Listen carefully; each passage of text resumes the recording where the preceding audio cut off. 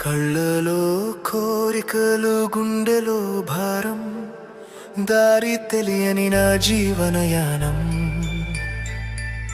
లోకమే ప్రశ్న నేనే సమాధానం నీ పేరు పిలిస్తే చీకటికి విరామం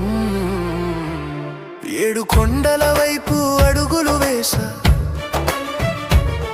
ఏ నమ్మకమో నన్ను నడిపే శ్వాసగా చెప్పలేని బాధలతో మౌనంగా వచ్చా నీ ముందే నిలబడి నిన్నే అడిగా ఏమి కోరాలో తెలియదు స్వామి